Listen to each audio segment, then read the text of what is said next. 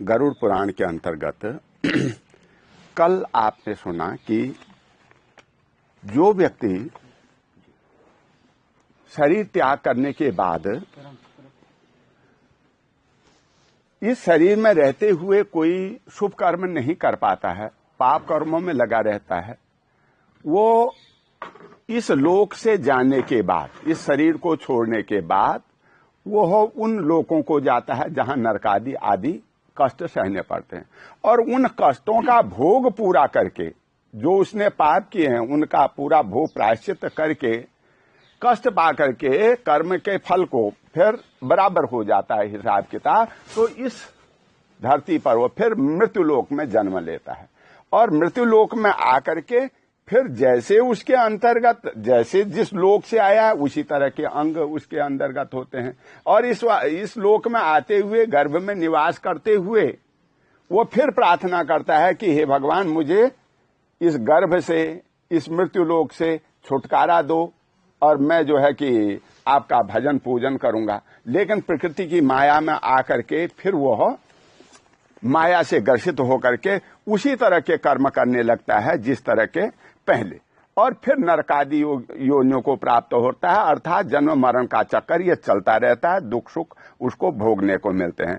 लेकिन इस अध्याय में, 7वें अध्याय में आप सुनेंगे कि जिनके, अगर आदमी पापी भी है, जिनके पुत्र है, भाई हैं, बंधु हैं, परिवार कुटुंब कबीला है, और उस जीव के लिए वो कुछ करते हैं, पिंडदान, दान, तर्पण आदि, तो उससे भी वो प्रेतत्व की निवृत्ति हो जाती है। अब 7वें अध्याय में सुनेंगे, गरुड़ पुराण के अंतर्गत 7वां अध्याय।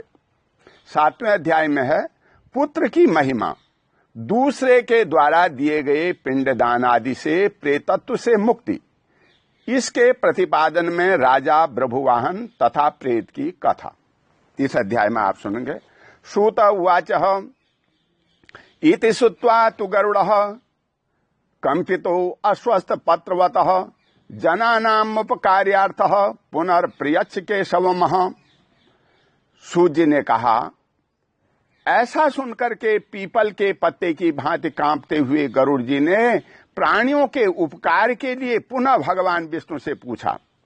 गरुड़ उवाच कृत्वा पापानि मनुजः प्रमादात् बुद्धितोऽपि हि वा न यान्ति यातनायाम्यम् केनोपायेन कथ्यतामहम्। गरुड़ जी ने कहा, हे स्वामिन, किस उपाय से मनुष्य प्रमादवश अथवा जानकर पाप कर्मों को करके भी यम की यातना को न प्राप्त हो, उसे कहिए। संसार रूपी सागर में डूबे हुए दीन चित्त वाले, पाप से नष्ट बुद्धि वाले तथा विषयों के कारण दूषित आत्मा वाले मनुष्यों के उद्धार के लिए हे माधव, पुराणों में सुनिश्चित किए गए उपाय को बतलाइए जिससे मनुष्य सद्गति को प्राप्त कर सके। श्री भगवान बोले, हे ताक्ष, मनुष्यों के हित की कामना से तुमने अच्छी बात पूछी है, सावधान होकर के सुनो, मैं तुम्हें सब कुछ बताता हूं। हे खगेश्वर, मैंने इसके पहले पुत्र रहित और पापी मनुष्यों की यातना का वर्णन किया है। पुत्रवान तथा धार्मिक मनुष्यों की पूर्वोक्त दुर्गति कभी नहीं होती। यदि आपने पूर्वार्जित कर्मों के कारण पुत्रोत्पत्ति में विघ्न हो तो किसी उपाय से पुत्र की उत्पत्ति संपन्न करें। हरिवंश पुराण की कथा सुनकर विधान पूर्वक सच्चंडी यज्ञ करके, भक्ति पूर्वक शिव की आराधना करके तथा विद्वान को पुत्र उत्पन्न करना चाहिए। ये जो मैंने कल के अध्याय में बताया था, उन लोगों की दशा बताई थी जो स्वयं पापी हैं और कुछ कर्म करते नहीं हैं और जिनके निमित्त कोई करने वाला भी नहीं है। उन लोगों को ये नरक की, यमद्वार की प्राप्ति होती है। लेकिन जिन लोगों के पुत्र या करने वाले हैं और्धदैवी क्रिया, तो उन लोगों को ये गति नहीं प्राप्त होती है। इसलिए पुत्र की महिमा बताई गई है कि पुत्र की उत्पत्ति करनी चाहिए मनुष्य को इस लोक में आकर के। सबसे बड़ा कर्म यह है। और पुत्र कैसे हो?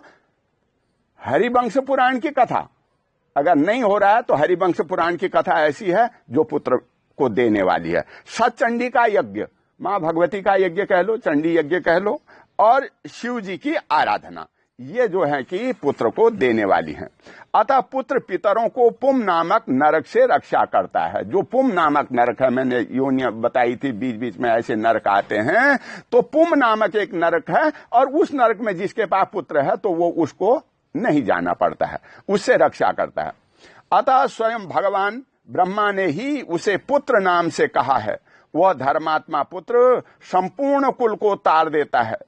पुत्र के द्वारा व्यक्ति लोगों को जीत लेता है, ऐसी सनातनी श्रुति है। इस प्रकार वेदों ने भी पुत्र के उत्पन्न महात्म्य को, उत्तम महात्म्य को कहा है। इसलिए पुत्र का मुख देख करके उसके मनुष्य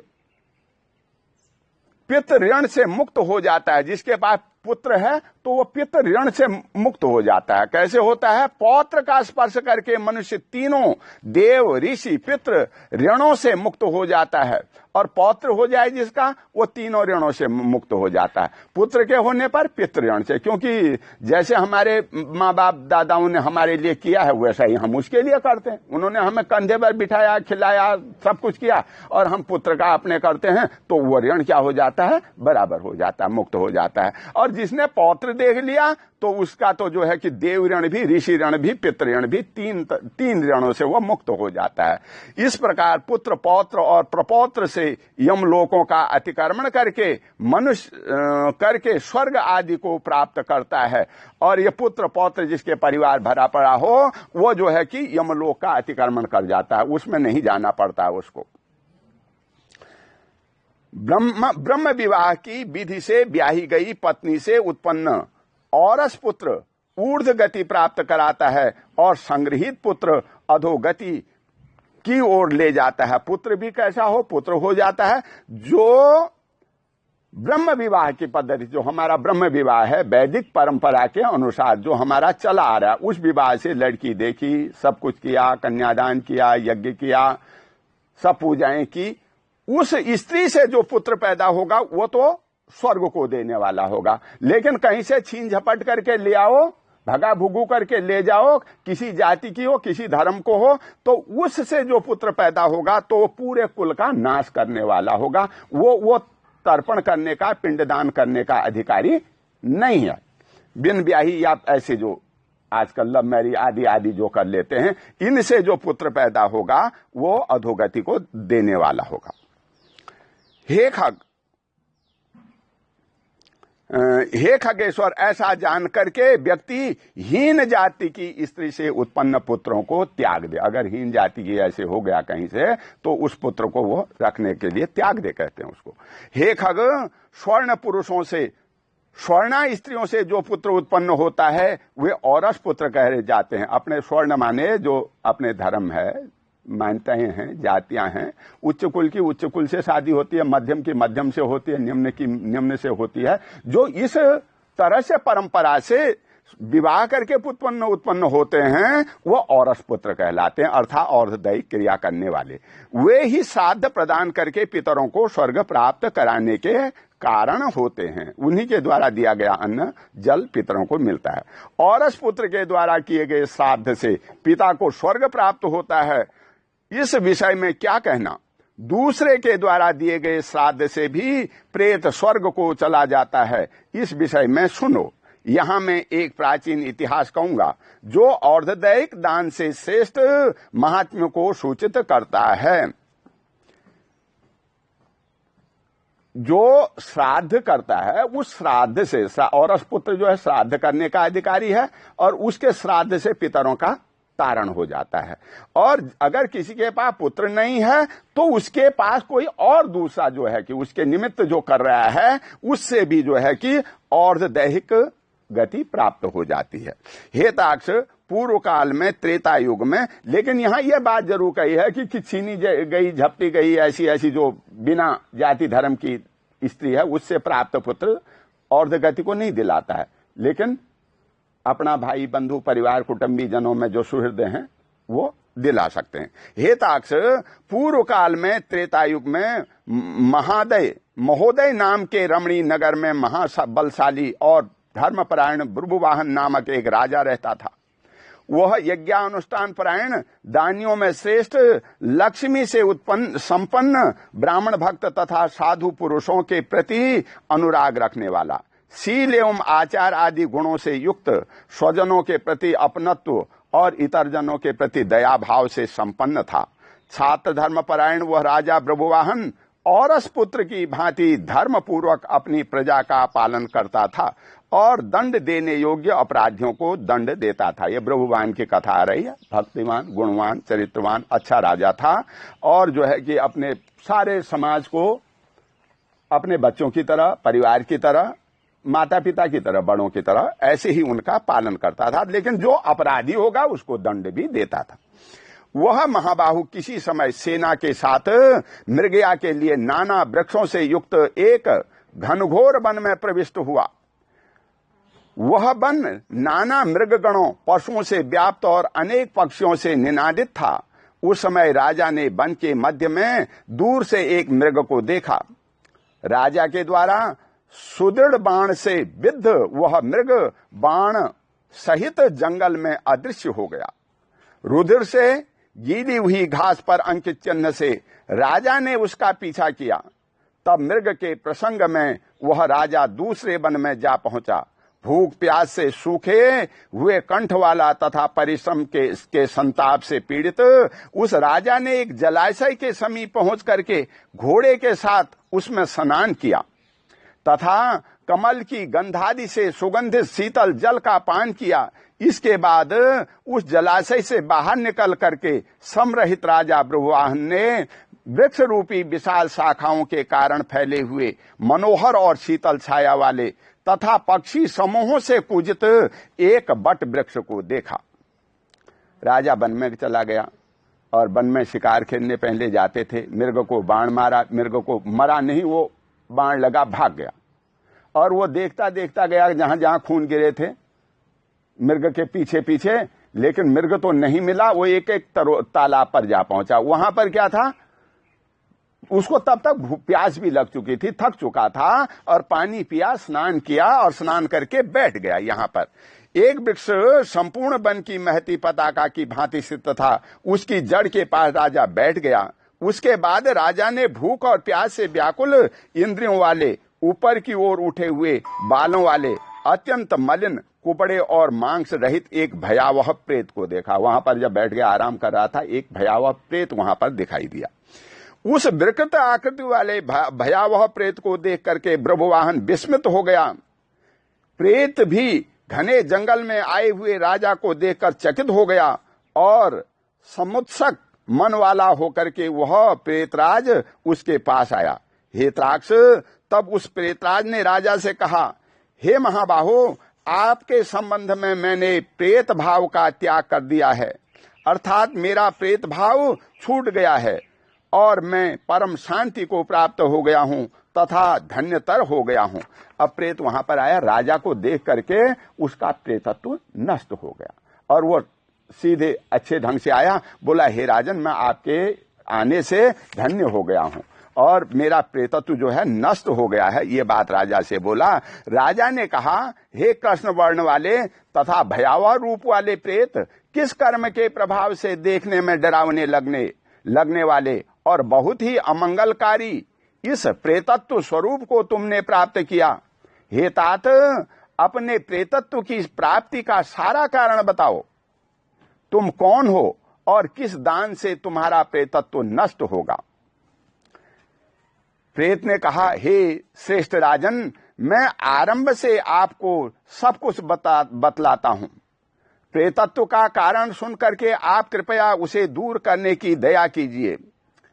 वैदिस नाम का एक नगर था जो सभी प्रकार की संपत्तियों से समृद्ध, नाना जनपदों से व्याप्त, अनेक प्रकार के रत्नों से परिपूर्ण, धनिकों के भवनों तथा देव तथा राज प्रसादों से सुशोभित और अनेक प्रकार के धर्मानुष्ठानों से युक्त था। हे तात, मैं वहां रहता हुआ निरंतर देव पूजा करता था। प्रेत ने उससे कहा, प्रेत ने कहा कि हे राजन, मैं एक राजा था और ऐसे ऐसे उस जगह पर रहता था, ये जो बात आई है, और वहां पर देव पूजा, धर्म कर्म, अनुष्ठान आदि किया करता था।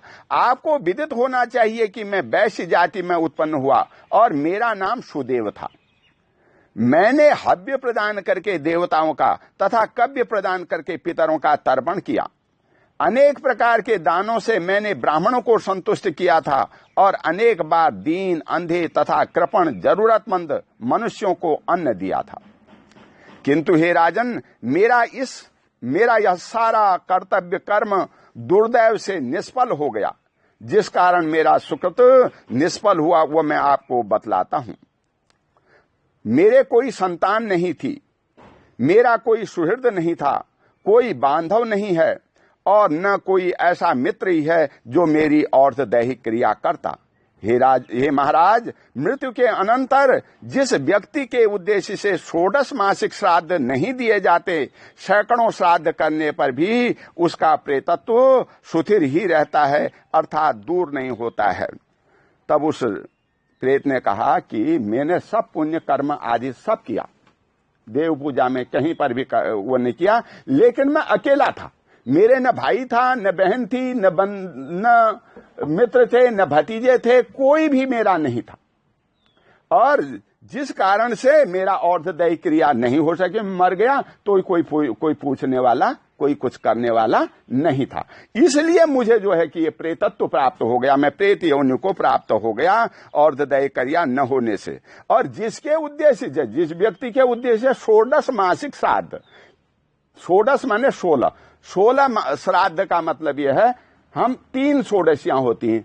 एक मलिन षोडशी होती है, 16 पिंड दिए जाते हैं, जो किया जा रहा है। 6 पिंड ये दे दिए मृत्यु के समय, 10 पिंड तालाब पर हर रोज का एक एक पिंड दिया जाता है, 16 हो गया। और उसके बाद मलिन षोडशी होती है, जो 11वें दिन होती है। 11वें दिन षोडशी में क्या किया जाता है, प्रेत की मूर्ति रख करके, प्रेत को स्थापित कर करके उसके निमित्त सारी चीजें दी जाती हैं और 16 मासिक श्राद्ध किए जाते हैं। 16 श्राद्ध, 16 पिंडदान दिया जाता है, 16 बलि होती हैं, 16 पत्ते रखे जाते हैं और सब में जो है कि तमाम चीजें रखी जाती हैं और हर महीने का जो है कि नाम ले करके, संकल्प करके वो प्रेत को दिया जाता है। वो मलिन षोडशी हो गई। और उसके बाद जो है कि ये हो गया उसका कर्म। लेकिन उसके बाद उत्तम षोडशी होती है। उत्तम षोडशी माने जो वर्षी, जिसको सारे वर्ष के लिए कहते हैं उत्तम, कि भाई 16 उसको कई लोग तो 12वें दिन कर लेते हैं, कई लोग 11वें दिन भी कर लेते हैं, कई लोग सारे वर्ष भी करते हैं कि हर महीने, हर क्वार्टर पर करते रहते हैं। जैसा जिसके निमित्त ये श्राद्ध नहीं किए जाते हैं, वो प्रेतत्व उसका नष्ट नहीं होता है, वो प्रेत योनियों को चला जाता है। ये बात आई है। राजा कह रहा है, हे महाराज, आप मेरा और्धदैहिक कृत्य करके मेरा उद्धार कीजिए। इस लोक में राजा सभी वर्णों का बंधु कहा जाता है, इसलिए हे राजेंद्र, आप मेरा उद्धार कीजिए। मैं आपको मणिरत्न देता हूं। हे वीर, यदि आप मेरा हित चाहते हैं तो जैसे मेरी सद्गति हो सके और मेरी प्रेत योनि में जैसे मुक्ति हो सके वैसा आप करें। भूख, प्यास आदि दुखों के कारण यह प्रेत योनि मेरे लिए दुस्सह हो रही है। वो प्रेत कह रहा है राजा से, हे राजन, राजा जो है सबका कर्म करने का अधिकारी है। कर्म करने का पहले तो सुहृदजन है। पुरोहित को भी अधिकार है कि अगर किसी का कुछ नहीं है, पुरोहित है तो वो भी कर सकता है। अगर पुरोहित भी नहीं है तो राजा, जो सबका पालन करता है, सबको देता है। राज कर्मचारी करते हैं। अगर कोई सड़क पर मर जाता है, एक्सीडेंट मर जाता है, किसी का कोई पता नहीं भूला, कौन करता है? राजा ही तो करता है। उसका और्धदैहिक क्रिया कर लेते हैं, पुलिस वाले आते हैं, वो भी राजा के ही आदेशानुसार आते हैं, वो करते हैं। इसलिए जिसका ये और्धदैहिक क्रिया किया जाता है उसका प्रेतत्व विमुक्त हो जाता है। हे राजन, मैं तो अब बहुत तड़प रहा हूं, दुखी हूं, कष्टों में हूं, और इसलिए आप कृपा करो कि मेरा जैसे भी हो और्धदैहिक क्रिया कर दो। इस वन में सुंदर स्वाद वाले शीतल जल और फल विद्यमान हैं, फिर भी मैं भूख और प्यास से पीड़ित हूं। मुझे जल और फल की प्राप्ति नहीं हो पाती। हे राजन, यदि मेरे उद्देश्य से यथाविधि नारायण बलि की जाए, उसके बाद वेद मंत्रों के द्वारा मेरी सभी और्धदैहिक क्रिया संपन्न की जाए तो निश्चय ही मेरा प्रेतत्व नष्ट हो जाएगा, इसमें संशय नहीं है।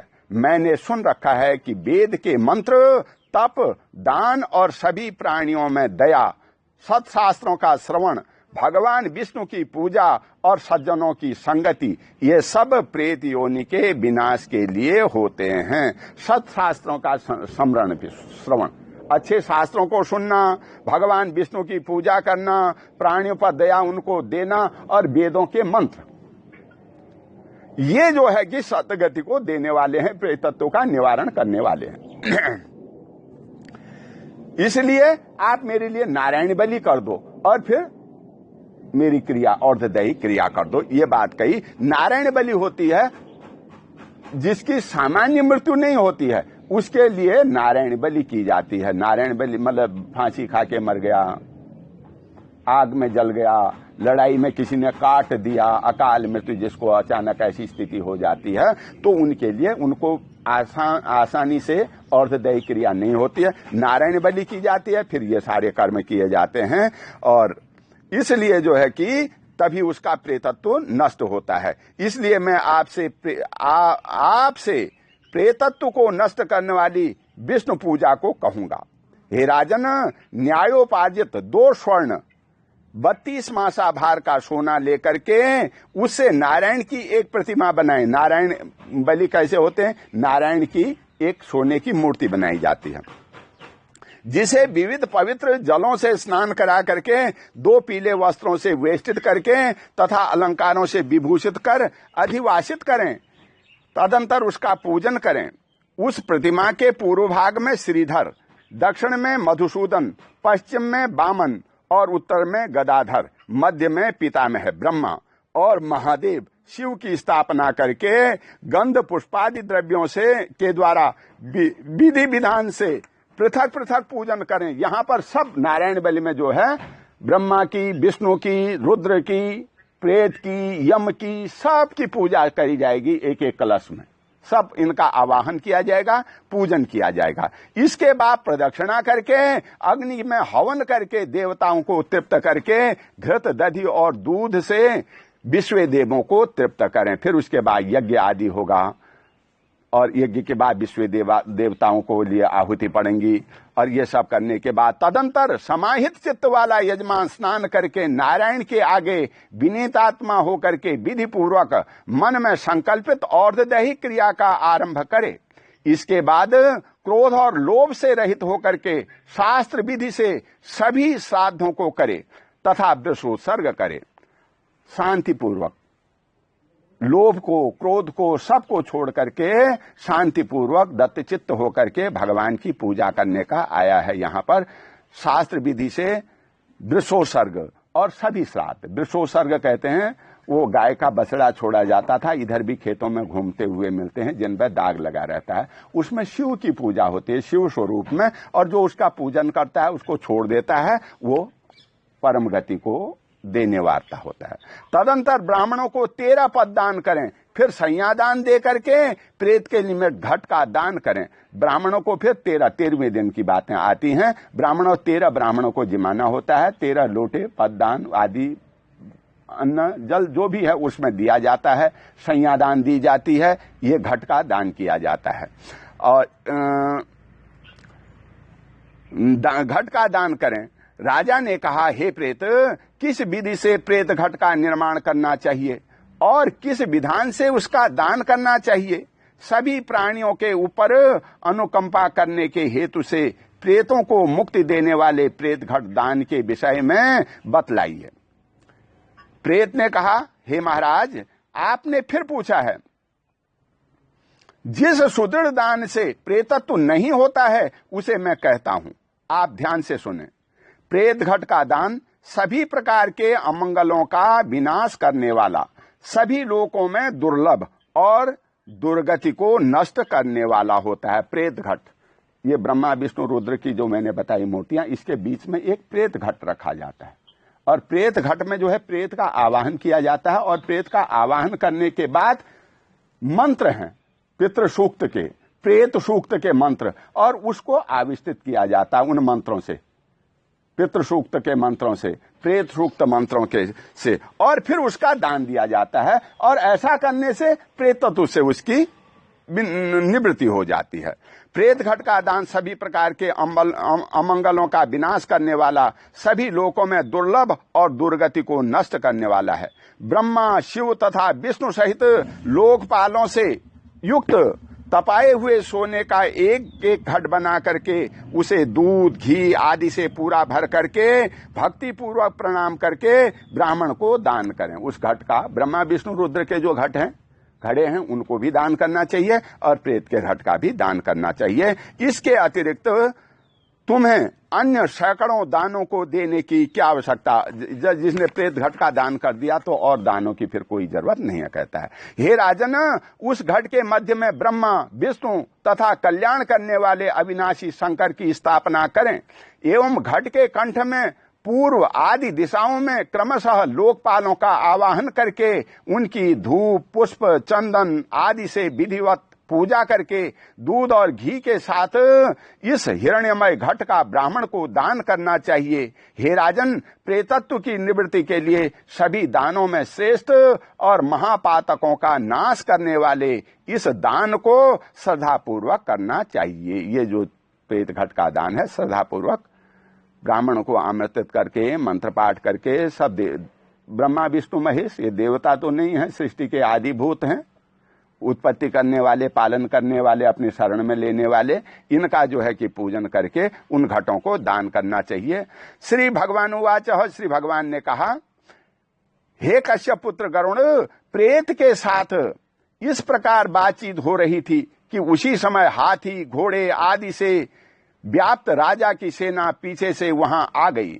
सेना के आने के बाद राजा को महामणि दे करके उन्हें प्रणाम करके पुनः अपने उद्धार के लिए और्धदैहिक क्रिया करने की प्रार्थना करके वो प्रेत अदृश्य हो गया। जब प्रेत की और राजा की ये बातें चल रही थी, प्रेत कह रहा था मैं आपको सब कुछ दूंगा और ऐसे ऐसे जो विधान बताया इससे मेरी और्धदैहिक क्रिया कर दो। ये जो बातें चल रही थी, इतने में ही कौन आ गए? राजा की सेना। राजा की सेना का मतलब राजा काफी देर तक बाहर ही रह गया और उसके सिपाही आ गए कि भाई कहां चला गया, गुम हो गया, मर गया या जी गया। तो ढूंढने के लिए आ गए और उसने तो उसको स्वर्ण मुद्रिकाएं दी, महामणि दी राजा को, और वो गायब हो गया प्रेत। और हे पक्ष न, तदंतर उस वन से निकलकर राजा भी अपने घर की ओर चल पड़ा। नगर में पहुंच करके प्रेत के द्वारा बताए हुए वचनों के अनुसार उसने विधि विधान से और्धदैहिक क्रिया का अनुष्ठान किया। उसके पुण्य प्रभाव से मुक्त होकर के प्रेत स्वर्ग को चला गया। राजा घर आया, मणि उसको दी थी, मणि का मतलब अथाह धन दिया था, और आकर के उसने उसके लिए, प्रेत के लिए और्धदैहिक क्रिया की और और्धदैहिक क्रिया करने से उस प्रेत को स्वर्ग प्राप्त हो गया। जब दूसरे के द्वारा दिए हुए श्राद्ध से प्रेत की सद्गति हो गई हो तो फिर पुत्र के द्वारा प्रदत्त श्राद्ध से पिता की सद्गति हो जाए, इसमें क्या आश्चर्य है? इस पुण्य पद इतिहास को जो सुनाता है और जो सुनता है वे दोनों पापाचारों से मुक्त होने पर भी प्रेतत्व को प्राप्त नहीं होते हैं। अब उसको प्रेतत्व को सद्गति, अर्थात ये कहा जा रहा है कि जब राजा के करने से या किसी दूसरे के करने से, जिसको ने देखा है, सुना है, उसके द्वारा और्धदैहिक क्रिया करने से जो प्रेतत्व को प्राप्त हुआ, कई दिनों तक, कई वर्षों तक दुख भोग रहा है, उसकी मुक्ति हो जाती है, तो पुत्र या सुहृद जनों के करने से क्या नहीं होगी? अर्थात निश्चित है कि जो उसके परिवार सुहृद जन उसके निमित्त कर रहे हैं तो उनके द्वारा प्रेतत्व से की निवृत्ति हो जाती है, और कष्ट पाप जो भी उसने संसार में किए हैं उन सब से निवृत्त होकर के वो स्वर्ग को चला जाता है। इस प्रकार गरुड़ पुराण के अंतर्गत सारोद्धार में ब्रह्मवाहन प्रेत संस्कार नामक 7वां अध्याय पूरा हुआ। बोल गरुड़ भगवान की जय। 8वें अध्याय की कथा में आप श्रवण करेंगे। आतुर कालिक, मरण कालिक दान एवं मरण काल में भगवान नाम स्मरण का महात्म्य, अष्ट महादानों का फल तथा धर्माचरण की महिमा।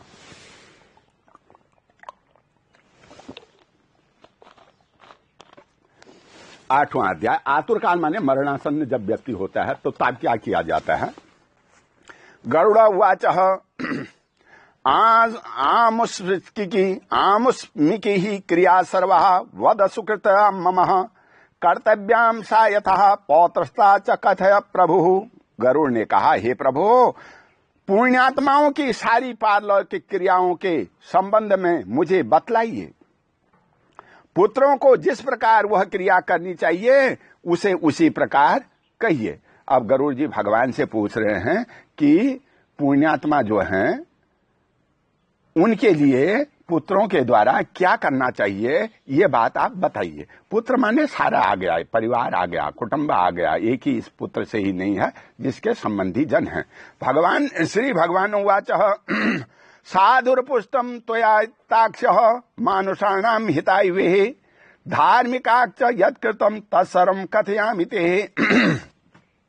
श्री भगवान ने कहा, हे ताक्ष, मनुष्यों के हित की दृष्टि से आपने बड़ी उत्तम बात पूछी है। धार्मिक मनुष्य के लिए करने योग्य जो कृत्य हैं वह सब मैं तुम्हें कहता हूं। पुण्यात्मा व्यक्ति वृद्धावस्था के प्राप्त होने पर अपने शरीर को व्याधिग्रस्त तथा ग्रहों की प्रतिकूलता को देखकर और प्राणवायु के नाद न सुनाई पड़ने पर अपने मरण का समय जानकर निर्भय हो जाए और आलस्य का परित्याग कर जाने अनजाने किए गए पापों के विनाश के लिए प्रायश्चित का आचरण करे। जब आतुरकाल उपस्थित हो जाए तो स्नान करके शालग्राम स्वरूप भगवान विष्णु की पूजा कराएं। गंध, पुष्प, कुंकुम, तुलसी दल, धूप, दीप तथा बहुत से मोदक आदि नैवेद्यों को समर्पित करके भगवान की अर्चा करे और विप्रों को दक्षिणा देकर नैवेद्य का ही भोजन कराए तथा अष्टाक्षर अथवा द्वादशाक्षर मंत्र का जप करे। जब आतुर काल हो जाता है, आदमी बूढ़ा हो जाता है, अब समझता है कि भाई अब तो मेरे टाइम नहीं है ज्यादा, स्थितियां कईयों को पता भी लग जाती है, धर्मात्मा जनों की बात आती है, तो उसको घबराना नहीं चाहिए और न घबरा करके भगवान विष्णु की पूजा करनी चाहिए। उसके संबंधी करें, उसका हाथ लगा दें, उसके सामने कर लें। जरूरी नहीं है कि वो पहले की तरह जवानी की तरह ही सब कुछ कर पाएगा। अगर उसको बैठा के उसके निमित्त किया जा रहा है, उसके परिवार के जन कर रहे हैं तो भी वो बहुत है। और वहां पर द्वादशाक्षर अष्टाक्षर नमो भगवते वासुदेवाय, ओम नमः शिवाय, ये अष्टाक्षर द्वादशाक्षर, ओम नमो नारायणाय, ये अष्टाक्षर है। 8 अक्षरों का मंत्र है ओम नमो नारायणाय। अगर ओम नमो नारायण का भगवान को नमस्कार कर दिया जाए तो उसकी परम गति प्राप्त हो जाते। नमो भगवते वासुदेवाय कह दिया जाए तो भी और्धदय क्रिया सब कुछ हो जाता है। ये सब उसके निमित्त करना चाहिए और विप्रों को दक्षिणा, ब्राह्मणों को दक्षिणा देनी चाहिए, नैवेद्य भोजन कराना चाहिए। ये बात आई है। भगवान विष्णु और शिव के नाम का स्मरण करें और सुने। भगवान का नाम कानों से सुनाई पड़ने पर वह मनुष्य के पाप नष्ट हो जाते हैं। जब अंत समय में भगवान का नाम जाता है कानों में तो उसका जो है कि सारे पाप नष्ट हो जाते हैं।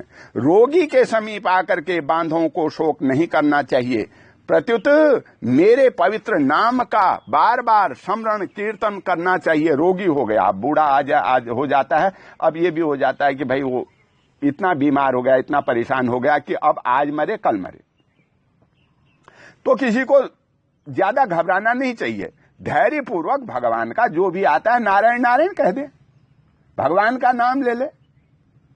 तो ऐसा करने से बार बार कानों में नाम जाएगा और नाम कानों में जाएगा, चाहे बेशक आदमी खुद ना बोल पा रहा हो, कानों में नाम जाएगा तो उसके प्रभाव से उसको सतगति मिल जाएगी। विद्वान व्यक्ति को मत्स्य, कूर्म, बारा, नारसिंह, वामन, परशुराम, राम, कृष्ण, बुद्ध और कल्कि, इन 10 नामों का सदा स्मरण करना चाहिए। विद्वान व्यक्ति को जिनको इन नाम याद हैं वो भगवान के 10 अवतारों के नामों को ले सकता है। जो व्यक्ति रोगी के समय उपयुक्त नामों का कीर्तन करते हैं वे ही उसके सच्चे बंधु बांधव कहे गए हैं। जो रोगी के पास आकर के भगवान का नाम लेते हैं, असली तो बांधव वही हैं। कृष्ण वह मंगलमय नाम जिसकी वाणी से उच्चरित होता है, उसके करोड़ों महापातक तत्काल भस्म हो जाते हैं।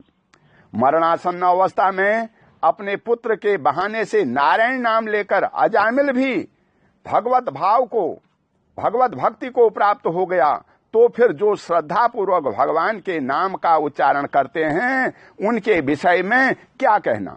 दूषित चित्तवृत्ति वाले व्यक्ति के द्वारा भी स्मरण किए जाने पर भगवान उसके समस्त पापों को नष्ट कर देते हैं। जैसे अनिच्छा पूर्वक भी स्पर्श करने से अग्नि जलाता ही है, वैसे ही द्विज वासना के सहित पापों का समूह विनाश करने की जितनी शक्ति भगवान के नाम में है, पातकी मनुष्य उतना पाप करने में समर्थ ही नहीं है। ये बात आई है कि अजामिल नाम का एक व्यक्ति था और वो निरंतर पापों में लगा रहता था। जितने भी गलत काम है उसने किए। जब उसका मरण काल आया, बूढ़ा हो गया, बीमार हो गया और गला सूखने लगा, तो नारायण उसके लड़के का नाम था, नारायण नारायण पुकारने लगा। और जो नारायण पुकारने से क्या है, भगवान के दूत आ गए और उसको जो है कि अपने साथ ले गए। अब नारायण नाम से जब उसकी मुक्ति हो गई तो औरों की तो क्यों नहीं होगी। जो धर्मात्मा है, पुण्यात्मा है, आग की ढेर में अगर आग लगती है, उसमें जितना भी कूड़ा कबाड़ हो, कितना ही किसी तरह का पत्ता हो, किसी तरह की घास हो, किसी तरह का, सबको भस्मीभूत कर देता है। उसी तरह भगवान नाम भी चाहे किसी तरह का भी पाप हो, किसी तरह का मतलब स्त्रियों की हत्या करना, बुजुर्गों का अपमान करना, चोरी करना, अलग अलग तरीके के हैं ये, छल करना, बुराई करना, दंगे फसाद करना, अलग अलग तरीके के पाप हैं। जितने भी तरीके के पाप हों, चाहे 1000 तरीके के पाप हों, वो सारे जैसे ही आग में सब कुछ नष्ट हो जाता है, उसी तरह से ये सारे पाप नष्ट हो जाते हैं भगवान नाम से, भगवान नाम की आग में। और मनुष्य इतने पाप भी नहीं कर सकता जितना कि भगवत नाम में उन पापों को नष्ट करने की क्षमता है। यमदेव अपने किंकरों से कहते हैं, हे दूतों, हमारे पास नास्तिक जनों को ले आया करो। भगवान के नाम का स्मरण करने वाले मनुष्यों को मेरे पास मत लाया करो, क्योंकि मैं स्वयं अच्युत, केशव, राम, नारायण, कृष्ण, दामोदर, वासुदेव, हरि, श्रीधर, माधव, गोपिका वल्लभ, जानकी नायक, रामचंद्र का भजन करता हूँ। यम जी कहते हैं, मैं तो भगवान का भजन करता हूँ, चाहे कोई नाम है, नारायण कह लो, कृष्ण नाम कह लो, कोई भी नाम हो, मैं तो नारायण का भजन करता हूँ। मैं नारायण का भजन करता हूँ तो मेरे पास नारायण का नाम लेने वाले जो हैं उनको मत लाया करो, पापियों को लाया करो, ये यम कह रहे हैं। हे दूतों, जो व्यक्ति हे कमल नयन, हे वासुदेव, हे विष्णु, हे धरणीधर, हे अच्युत, हे शंख चक्रपाणी, आप मेरे शरणदाता हो, ऐसा कहते हैं, उन निष्पाप व्यक्तियों को तुम दूर से ही छोड़ देना। हे दूतों, जो निष्कंचन और रसक परमहंसों के द्वारा निरंतर आस्वादित भगवान मुकुंद के पादारविंद मकरंद रस से विमुख हैं, अर्थात भगवत भक्ति से विमुख हैं और नरक के मूल गृहस्थियों के प्रपंच में तृष्णा से बद्ध हैं, ऐसे असत पुरुषों को मेरे पास लाया करो। जो असत, जो यम कह रहे हैं मेरे पास, अब वो यम के द्वार में जितने नरक बताए, ये सब यम लोक के, यम द्वार में नरक में रहने वाले, पापों को दुख भोगने वाले हैं। इसलिए यम कहते हैं अपने गणों को, दूतों को, जिनको भेजते हैं कि भाई मेरे पास भक्तों को मत लाया करो, जो पापी है उसको लाया करो। जिनकी जिह्वा भगवान के गुण और नाम का कीर्तन नहीं करती, चित्त भगवान के चरणारविंद का स्मरण नहीं करता, सिर एक बार भी भगवान को प्रणाम नहीं करता, ऐसे विष्णु के आराधना, उपासना आदि कृत्यों से रहित असत पुरुषों को मेरे पास ले आओ। इसलिए हे पक्षेंद्र, जगत के मंगल स्वरूप भगवान विष्णु का कीर्तन ही एकमात्र महान पापों के आत्यंतिक और एकांतिक निवृत्ति का प्रायश्चित है, ऐसा जानो।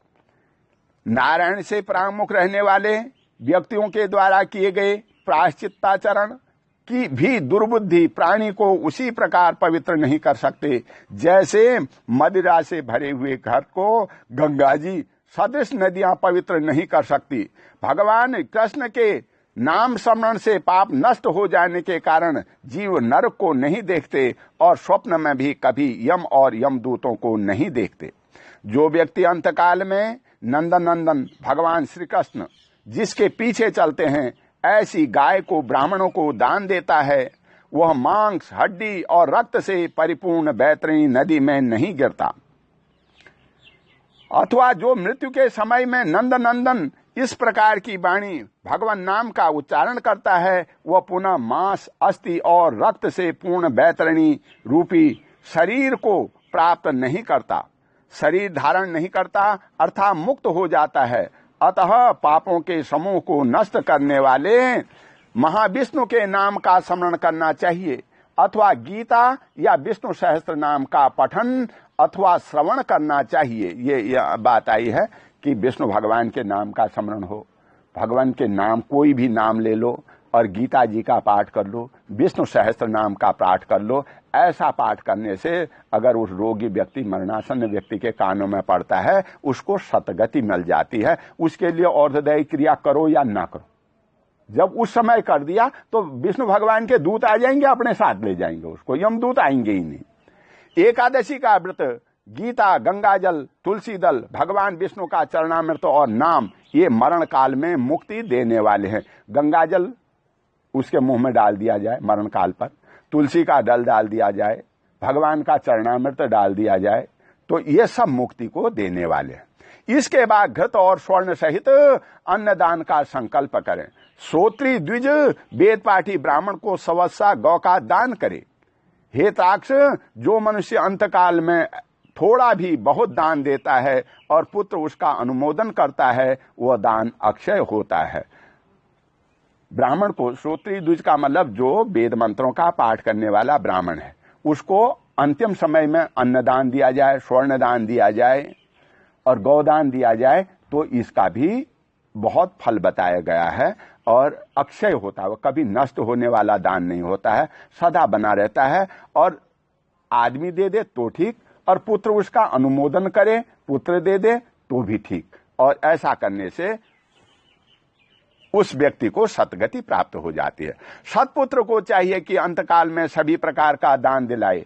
लोक में धर्मज्ञ पुरुष इसीलिए पुत्र के लिए प्रार्थना करते हैं। भूमि पर स्थित आधी आंख मूंदे हुए पिता को देख करके पुत्र को उसके द्वारा पूर्व संचित धन के विषय में तृष्णा नहीं करनी चाहिए। सत्पुरुष के द्वारा दिए गए दान से जब तक उसका पिता जीवित हो तब तक, और फिर मृत्यु के अनंतर अतिवाहिक शरीर से भी परलोक के मार्ग में वह दुख नहीं प्राप्त करता है। सत्पुत्र को चाहिए कि पिता के निमित्त वह उसके धन पर लालच नहीं करे। कई बार कर देते हैं, बुढ़ापे में आदमी स्वयं भी नहीं दे सकता है, पुत्र कहता है इसको देने से क्या होगा, किसी को देने से कुछ बनता नहीं है, और उसको दे नहीं पाता है। और ऐसा करने वाला पुत्र भी जो है कि पुण्य को नहीं प्राप्त कर सकता है, इसलिए दुखों को प्राप्त करता है। ये बात आई है। आतुर काल और ग्रहण काल में, इन दोनों कालों में दिए गए दान का विशेष महत्व है, इसलिए तिल आदि अस्त्र दान अवश्य देने चाहिए। तिल, लोहा, सोना, कपास, नमक, सप्तधान्य, भूमि और गौ, इनमें से एक एक दान भी पवित्र करने वाला है। यह अस्त्र महादान महापातकों का नाश करने वाले हैं, अतः अंतकाल में इसे देना चाहिए। इन दानों का जो उत्तम फल हो उसे सुनो। तीनों प्रकार के पवित्र तिल मेरे पसीने से उत्पन्न हुए हैं। असुर, दानव और दैत्य तिल दान से तृप्त हो जाते हैं। तिलों का दान अंतिम समय में, यह असुर, दानव और दैत्य, ये जो आत्मा को, शरीर को लेने के लिए, खराब करने के लिए आते हैं अंतिम समय में, तो वो इस तिलों को दान करने से तृप्त हो जाते हैं, अर्थात नहीं आते हैं मरणासन्न व्यक्ति के पास। श्वेत, कृष्ण और कपिस भूरे वर्ण के तिल का दान वाणी, मन और शरीर के द्वारा किए गए विविध पापों को नष्ट कर देते हैं। तिल का दान करने से जो आदमी ने बोल करके कहीं पर गलती हुई है, पाप हुआ है, कहीं पर मन में सोच लिया कि भाई ऐसा बुरा हो जाता, उसका तो अच्छा था, ऐसा कई बार सोच लेता है। वाणी से, मन से, कर्म से जो भी हम कुछ बुरा कर देते हैं, वो तिल दान से नष्ट हो जाता है। लोहे का दान भूमि में हाथ रख कर देना चाहिए। ऐसा करने से वह जीव यम यातना को नहीं प्राप्त होता। लोहे का दान भी महत्वपूर्ण बताया। लोहा धरती पर रख करके देना चाहिए, हाथ में नहीं देना चाहिए, ये बात आई है। वो जहां लोहे का दान है, यम के दूत वहां पर नहीं आते। पाप कर्म करने वाले व्यक्ति का निग्रह करने के लिए यम के हाथ में कुल्हाड़ी, मूसल, दंड, तलवार और छुरी शस्त्र के रूप में रहते हैं। यमराज के आयुधों से को संतुष्ट करने के लिए वह लोहे का दान कहा गया है। इसलिए यमलोक में सुख देने वाले लौ दान को करना चाहिए। उषण, श्याम सूत्र, संडार्मक, उदंब लौ दान से सुख प्रदान करने वाले होते हैं। हे ताक्ष, परम गोपनीय और दानों में उत्तम दान को सुनो, जिसके देने से भूलोक, पृथ्वी, भूअरलोक, अंतरिक्ष और स्वर्गलोक के निवासी अर्थात मनुष्य, भूत और प्रेत देवतागण संतुष्ट होते हैं। ब्रह्मा आदि देवता, ऋषिगण तथा धर्मराज के सभासद स्वर्ण दान से संतुष्ट होकर के वर प्रदान करने वाले हैं। स्वर्ण दान जो है कि सबसे बड़ा दान बताया गया है। भूत, मनुष्य और देवता सब सोने के दान से तृप्त हो जाते हैं। ब्रह्मा आदि और ऋषिगण सब सोने के दान से तृप्त हो जाते हैं। इसलिए प्रेत के उद्धार के लिए स्वर्ण दान करना चाहिए। हे तात, स्वर्ण का दान देने से जीव यमलोक नहीं जाता, उसे स्वर्ग की प्राप्ति होती है। बहुत काल तक वह जीव सत्यलोक में निवास करता है। तदंतर इस लोक में रूपवान, धार्मिक, वाक्पटु, श्रीमान और अतुल पराक्रमी राजा होता है। कपास का दान करने से यमदूतों से भय नहीं होता। लवण का दान करने से यम से भय नहीं होता। लोहा, नमक, कपास, तिल और स्वर्ण के दान से यमपुर के निवासी चित्रगुप्त आदि संतुष्ट होते हैं। सप्त धान्य प्रदान करने से धर्मराज और यमपुर के तीनों द्वारों पर रहने वाले अन्य द्वारपाल भी प्रसन्न हो जाते हैं। धान, जौ, गेहूं, मूंग, उड़द, काकुन या कंगुनी और सातवां चना, ये सप्त धान्य कहे गए हैं। जो व्यक्ति गोचर्म मात्र भूमि विधान पूर्वक सत्पात्र को देता है, वह ब्रह्म हत्या के पाप से मुक्त होकर के पवित्र हो जाता है। ऐसा मुनीश्वरों ने देखा है।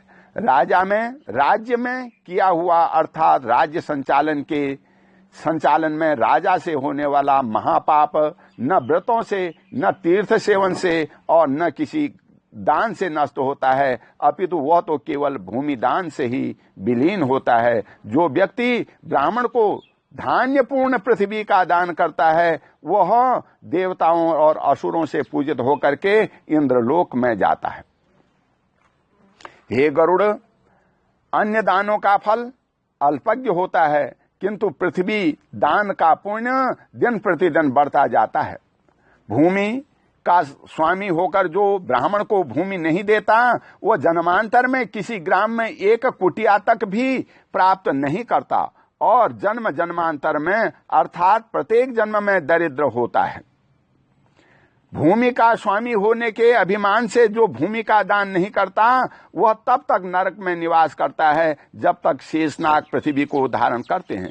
इसलिए भूमि के स्वामी को भूमि दान करना ही चाहिए। अन्य व्यक्तियों के लिए भूमि दान के स्थान पर मैंने गौदान का विधान किया है। इसके बाद अनंत धेनु का दान करना चाहिए और रुद्र धेनु देनी चाहिए। तदंतर ऋण धेनु दे करके मोक्ष धेनु का दान करना चाहिए।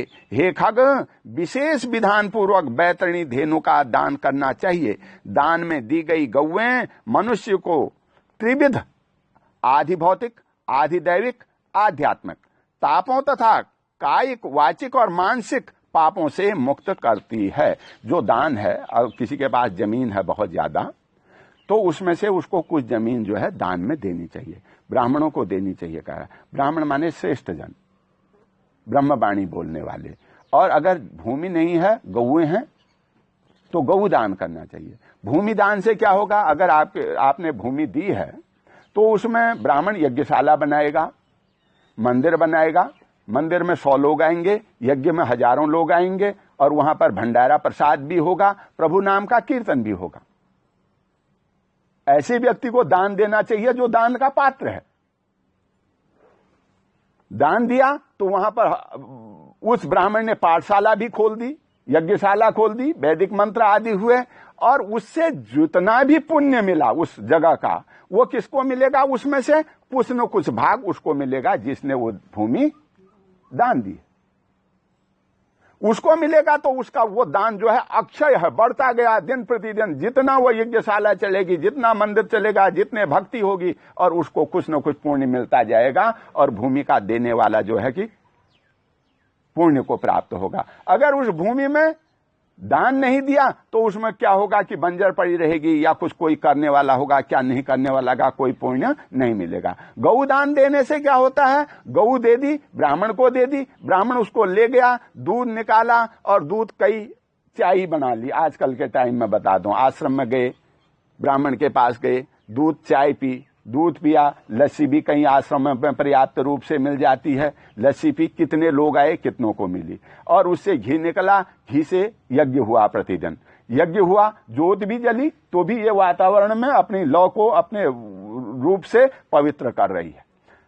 यज्ञ हुआ, यज्ञ से देवता प्रसन्न हुए, सब लोग प्रसन्न हुए, भंडारा हुआ, तो वो गौदान का भी पुण्य हो गया। और जो इस तरह की जो दान करता है, उससे आधि भौतिक, आधि दैविक, आध्यात्मिक, आध्यात्मिक अंदर की शांति के लिए परमात्मा का नाम है।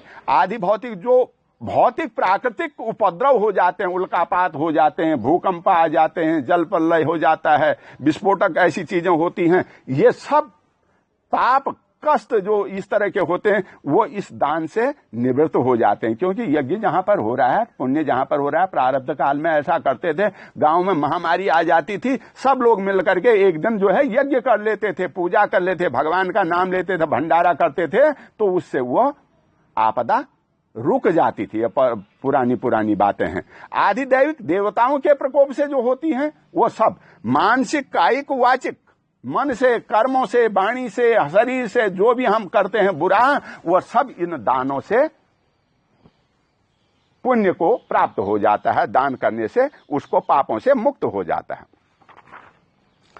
बाल्यावस्था में, कुमारावस्था में, युवावस्था में, वृद्धावस्था में, अथवा दूसरे जन्म में, रात में, प्रातःकाल, मध्याह्न, अपराह्न और दोनों सायंकालों में शरीर, मन और वाणी से जो जो पाप किए गए हैं, वे सभी पाप तपस्या और सदाचार से युक्त वेदविद ब्राह्मण को दान सामग्री सहित सवत्सा और दूध देने वाली कपिला गौ के एक बार दान देने से नष्ट हो जाते हैं। दान में दी गई वह गौ अंतकाल में गोदान करने वाले व्यक्ति का संचित पापों से उद्धार कर देती है। स्वस्थ चित्ता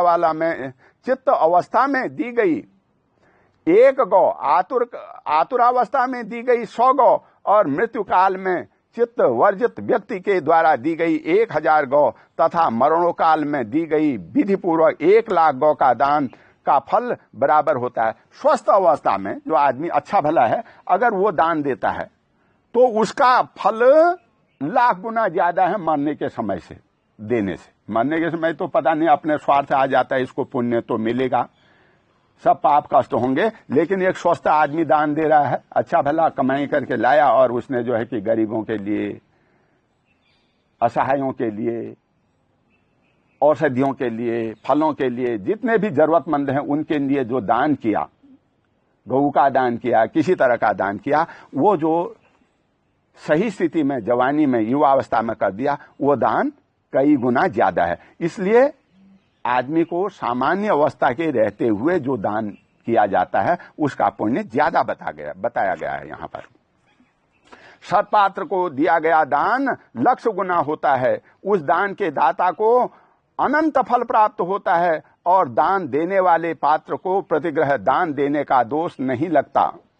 स्वाध्याय और होम करने वाले तथा दूसरे के द्वारा पकाए गए अन्न को न खाने वाला, अर्थात स्वयं पाकी ब्राह्मण रत्न पूर्वक पृथ्वी का दान देकर भी प्रतिग्रह दोष से लिप्त नहीं होता। विष और शीत को नष्ट करने वाले मंत्र और आग भी क्या दोष के भागी होते हैं।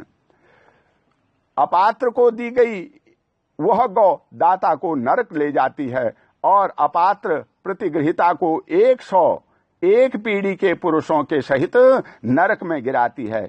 इसलिए अपने कल्याण की इच्छा करने वाले विद्वान व्यक्ति को अपात्र को दान नहीं देना चाहिए। ये बात आई है। दान भी किसको देना चाहिए? सत्पात्र को, और जिसको देकर के दान जो है बढ़ता रहे। और कुपात्र को दान दे दिया कुपात्र को माने बुरे आदमी को दान दे दिया तो उसके 100 पीढ़ी तक का वो नाश कर देती है। आपने इधर से किसी एक व्यक्ति आया इधर से और आपने कहा, बोला जी मैं गरीब हूं, ये है दान दो, आपने 100 रुपये उसको दे दिए और वो 100 रुपये में गया, आगे जाकर के उसने दारू पी ली और दारू पीने के बाद बहका और एक आध को चोट भी मार दी। वो क्या है, कुपात्र को दिया गया दान। अर्थात उसके भागी कौन बना, वो तो था ही ऐसा ही व्यक्ति जिसने 100 रुपये दिए उसको और उसने उसका दुरुपयोग किया, शराब पिया। और सत्पात्र को दिया गया दान यह है कि किसी ब्राह्मण को दे दिया, किसी संत महात्मा को दे दिया, औषधालय में दे दिया, विद्यालय में दे दिया, जहां विद्यालय में आपने पुस्तकें दे दी, अच्छा साहित्य दे दिया, प्रवचन भी दे दिए, अच्छे वचन भी दे दिए विद्यार्थियों को, वो भी तो देना ही है। किसी ने जाकर के अपनी बुद्धि से, अपने विवेक से बच्चों के उपकार की भावना को लेते हुए उनको 10 मिनट 20 मिनट अच्छा बातें बताई, अच्छा ज्ञान दिया, तो वो भी दानी है।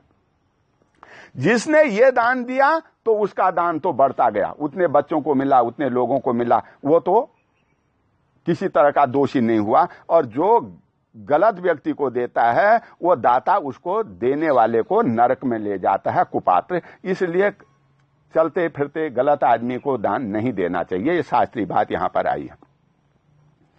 एक गौ एक ही ब्राह्मण को देनी चाहिए, बहुत ब्राह्मणों को एक गौ कदापि नहीं देनी चाहिए। वह गौ यदि बेची गई अथवा बांटी गई तो 7 पीढ़ियों के पुरुषों को जला देती है। हे खगेश्वर, मैंने तुमसे पहले बैतरणी नदी के विषय में कहा था, उसे पार करने के उपायभूत बैतरणी गोदान के विषय में तुमसे कहता हूं। हे जगन्नाथ, हे शरणागत वत्सल, भवसागर में डूबे हुए शोक संताप की लहरों से दुख प्राप्त करते हुए जनों के आप ही रक्षक हैं। हे ब्राह्मण श्रेष्ठ विष्णु रूप भूमिदेव, आप मेरा उद्धार कीजिए। मैंने दक्षिणा के सहित यह बैतरणी रूपणी गौ आपको दी है, आपको नमस्कार है। मैं भयावह यम मार्ग में 100 योजन विस्तार वाली उस बैतरणी नदी को पार करने की इच्छा से आपको इस बैतरणी गौ का दान देता हूं, आपको नमस्कार है। ये जब दान दिया जाता है बैतरणी गौ का तो उसकी पूंछ पकड़ करके ये प्रार्थना की जाती है और पंडित इसको मंत्रों के द्वारा कहते हैं। यहां तो हिंदी में दिया है, मंत्र दूसरी विधान में आता है कि मैं आपको दान दे रहा हूं, आप मेरा ऐसे ऐसे उद्धार कीजिए। हे बैतरणी धेनु, हे देवेशी, यम द्वार के मार्ग में बैतरणी नदी को पार कराने के लिए आप मेरी प्रतीक्षा करना, आपको नमस्कार है। मेरे आगे भी गौएं हैं,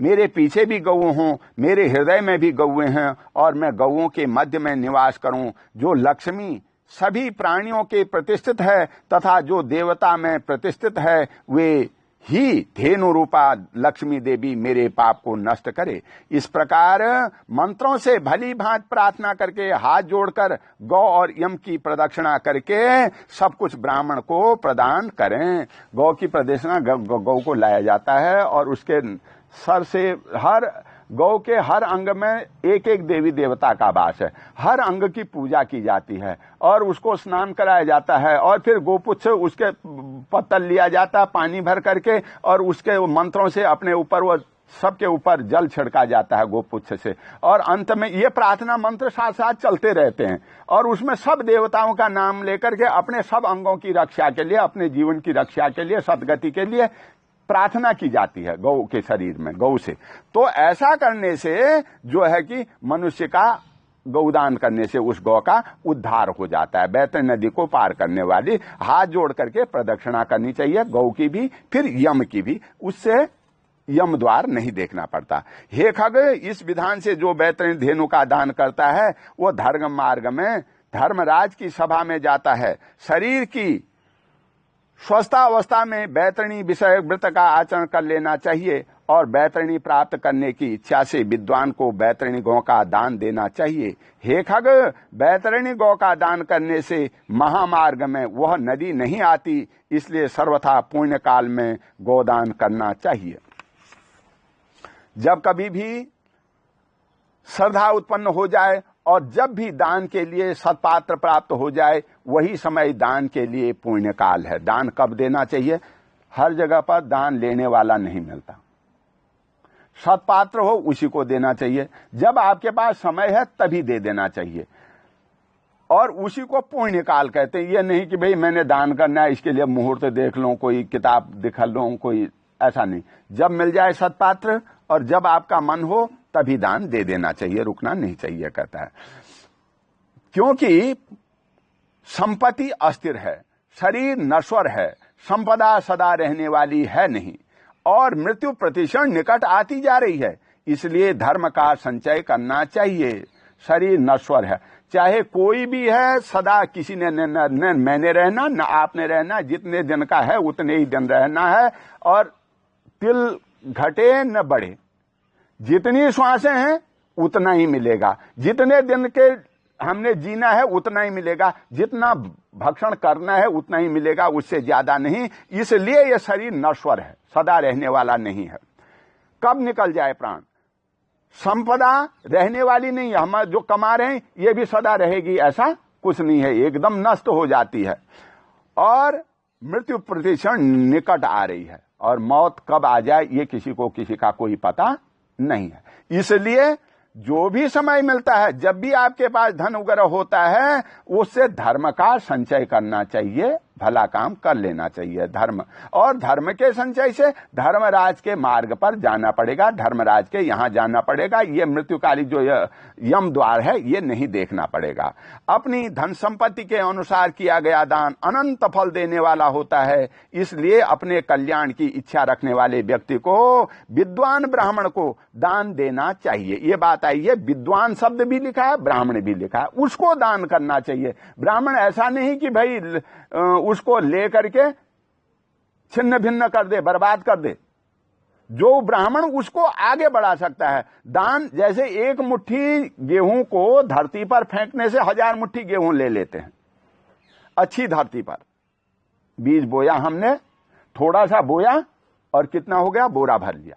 उसी तरह से अच्छे व्यक्ति को अच्छी भूमि पर दिया गया दान तो अनंत गुना हो जाएगा। अगर उसी गेहूं को हम बंजर भूमि पर सड़क पर फेंक दें तो क्या हो जाएगा, नष्ट हो जाएगा। उसी तरह कुपात्र को दिया गया दान नष्ट हो जाता है, और विद्वान ब्राह्मण को, विद्वान को, अच्छे लोगों को दिया गया, अच्छी जगह पर दिया गया दान अनंत गुना हो जाता है, जो उस व्यक्ति को दान करने वाले को मिलता है। अपने हाथ से अपने कल्याण के लिए दिया गया अल्प वित्त वाला वह दान भी अक्षय होता है, और उसका फल भी तत्काल प्राप्त होता है। जो अपने लिए देता है वो उसका फल कई गुना होता है, तत्काल मिल जाता है। दान रूपी पाथे को लेकर जीव परलोक के महामार्ग में सुखपूर्वक जाता है, अन्यथा दान रूपी पाथे रहित व्यक्ति को यमगार्ग में कलेश होता है। जब इस शरीर को त्याग करके यह अंगुष्ठ मात्र शरीर के रूप में आत्मा चली जाती है परमात्मा के धाम को, यम धाम को, धर्मराज के धाम को जाती है, तो जिन्होंने दान दिया है वो तो पाथे है, रास्ते का ले जाने का सामान है, उसको रास्ते में भी मिलेगा। जिन्होंने कभी दान किया ही नहीं तो वो जो है कि भूखा प्यासा तड़फेगा, उस मार्ग में क्लेश प्राप्त होगा। प्रार्थी है ही नहीं मार्ग में कुछ ले जाने के लिए उसके पास। पृथ्वी पर मनुष्यों के द्वारा जो जो दान दिए जाते हैं, यमलोक के मार्ग में वे सभी आगे आगे उपस्थित हो जाते हैं। जो हम धरती पर देते हैं मृत्युलोक में, वो स्वर्गलोक में जाते हुए हमारे आगे आगे चलते हैं वो दान। महान पुण्यों के प्रभाव से मनुष्य जन्म प्राप्त होता है। उस मनुष्य योनि को प्राप्त कर जो व्यक्ति धर्माचरण करता है वो परम गति को प्राप्त होता है। धर्म को न जानने के कारण व्यक्ति संसार में दुख पूर्वक जन्म लेता है और मरता है। केवल धर्म के सेवन में ही मनुष्य जीवन की सफलता है। धन, पुत्र, पत्नी आदि बांधव और यह शरीर भी सब कुछ अनित्य है। धन जो भी जितना कमा लो सदा किसी का नहीं, अनित्य है। पुत्र, पौत्र, पत्नी, पति, जितने बंधु बांधव हैं ये सब अनित्य हैं। आज हैं कल नहीं है। हमारा जिसके साथ ये तो जीवन का मेला है, ड्रामा नाटक का गेम होता है। कभी 5 पात्र एक साथ मिल जाते हैं, कभी एक पात्र मिल जाता है, कभी हंसने वाला पात्र मिल जाता है, कभी रोने वाला मिल जाता है। बस उतने ही देर का संवाद है जितनी देर वो आपस में होते हैं। इसी तरह मनुष्य भी, पुत्र भी, पत्नी भी, बांधव भी, सुहृदन जितने भी हैं ये कुछ देर के लिए।